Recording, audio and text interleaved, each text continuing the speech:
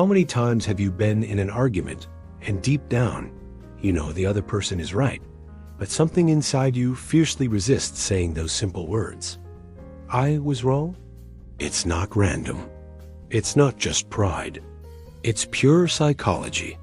Welcome to the fascinating world of the touché, that uncomfortable moment when someone exposes our mistake and, even knowing they are correct, we find it almost impossible to admit it. Why does this happen? Why is it so hard to acknowledge we were wrong?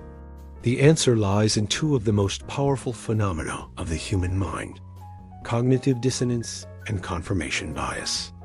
Cognitive dissonance is that mental discomfort we feel when our beliefs don't match reality. It's like an inner alarm telling us something doesn't fit. For example, imagine you always defended that a certain politician was honest, and suddenly irrefutable proof of corruption comes out. Your mind enters into conflict. On one side, what you've always believed. On the other, the new evidence. What do we usually do? Instead of accepting the mistake, we make excuses, downplay the situation, or simply deny what is obvious. Confirmation bias makes us search only for information that reinforces what we already think, ignoring everything else. It's like wearing glasses that only let us see what we want to see. That's why, when someone confronts us with contrary facts, instead of being grateful for the learning, we feel like our identity is under attack. And here is the most interesting part.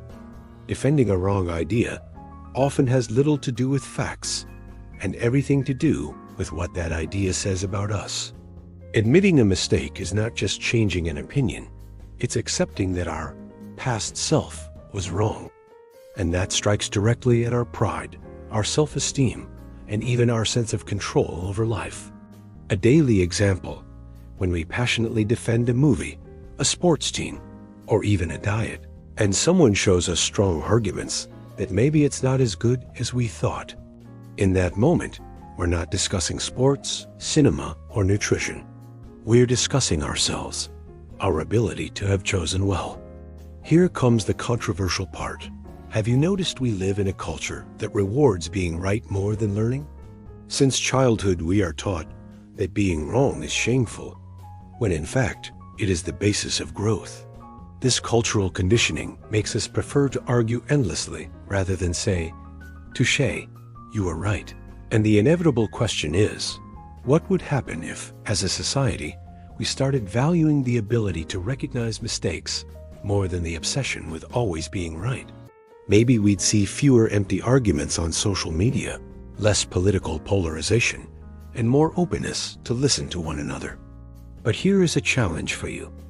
When was the last time you publicly admitted you were wrong? Do you remember? Did you feel liberated or humiliated? Because this topic opens up a very uncomfortable debate. Does admitting a mistake make us weak, or does it make us smarter and braver? Psychology tells us that those who are able to recognize mistakes develop greater resilience, better relationships, and much faster learning.